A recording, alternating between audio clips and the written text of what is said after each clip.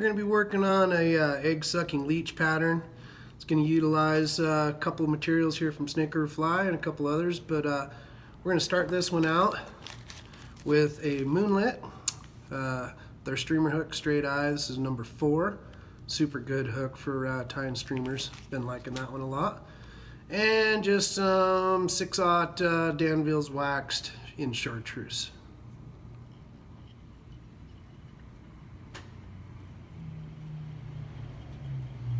Get a good cover on the shank here. And the cool thing about tying with this long cut, hydro hackle long cut, is we kind of got away from the marabou tail on this one. And I'll show you how we're going to do that in just a sec. So we're going to tie in a short little tail, little flash tail of some solar flare in the bright copper. You can do this in a bunch of different colors, of course, but this one looks really good for us. I've just taken a hank of that, 3 inches long or so, and I'm just going to tie it in the middle, right back above where the barb would be. This is a barbless hook, and lash it down, and then we're just going to fold that front half back. This is just going to create a little bit of support for the long cut hydro, as well as continue the flash on the other side. Body on this one, wing, tail, all the stuff's going to be made out of our long cut. This is black. Also carry it in a bunch of other colors. Brown's a really good one. The olive that we just dyed turned out pretty sweet. Oops. I'm just going to tie this in at the back, similar to the way that we would tie in a feather for a standard woolly bugger leech. Like so. Not worried about the thread body on this because we're going to cover it up with our bright copper solar flare. You could do a dubbing loop on this if you wanted, but this solar flare is pretty soft, binds to a thread pretty well. You just kind of got to work it on there. So I'm just going to build a pretty good sized noodle out of the solar flare. Show you that when we get her spun up. Do this also in red and black. Blue and black's been a pretty popular one. Gray and black looks really good. Chartreuse and brown makes for an awesome looking little perch style pattern. Calling it a leech, but little egg sucking bait fish as well. So yeah, I've got about 5-6 inches of pretty good, pretty thick noodle of dubbing. We're just going to work that and build our body. Every time you come over with this, if you give it a little comb, the same direction that you're wrapping, you can kind of flatten and smooth things out as you go. I'm just going to come on up to about 1/8 of an inch behind the hook eye. And you want that to be a little loose. You want some of these fibers to kind of leach out and get teased out as you fish and cast this one. Now we're going to take our long cut here. I'm just going to make sure this first wrap, the fibers are heading backwards or towards the tail of the hook. And I'm coming around, and we're just going to palmer this forward, or spiral.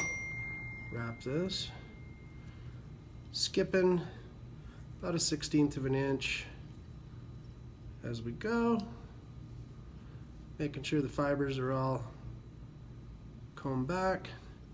Makes really good looking swing flies as well. We have this long cut in a lot of different great steelhead colors, pinks and burgundies and violets. Oh my.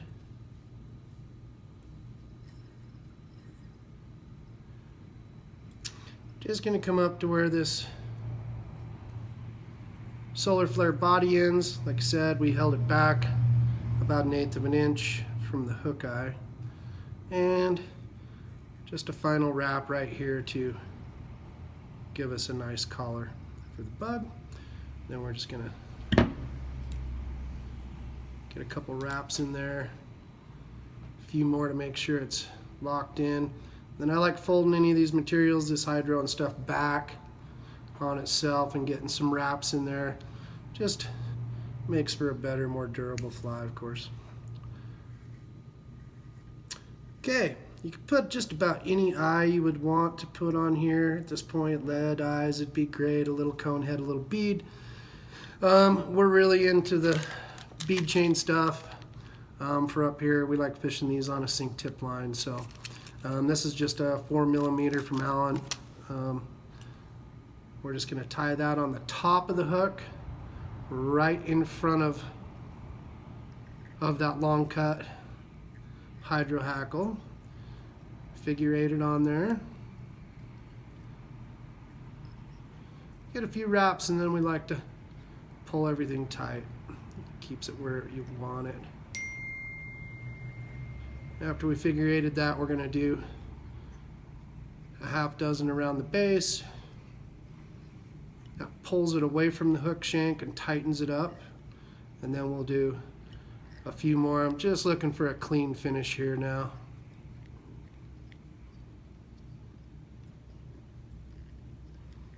That ought to keep it pretty good.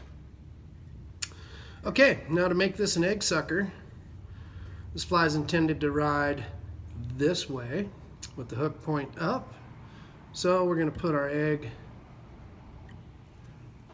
right out here on the front. To do that, we're going to take some Mcfly foam. Whatever your favorite egg color is great. Clown packs are really good. They've got a bunch of colors in them. I like to run kind of a McCheese and a lighter orange.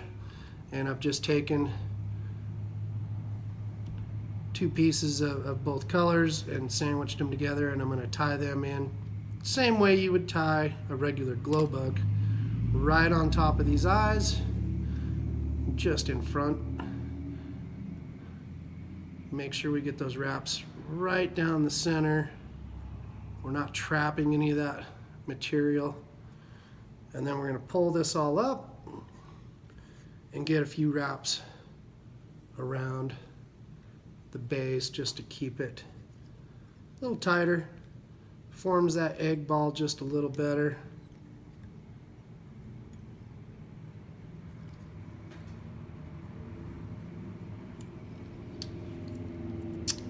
Okay, looks like we've creeped forward just a touch here, okay? And if that's a problem, if you run into that at the end of some of your bugs, you can muscle this stuff a little bit, okay? Work some stuff back. It's okay to manipulate it around. Just bought myself another 32nd of an inch, which will give us enough room to get a nice looking head right here in the front. So now we're going to whip. Brandon's going to nay-nay. Whip this off.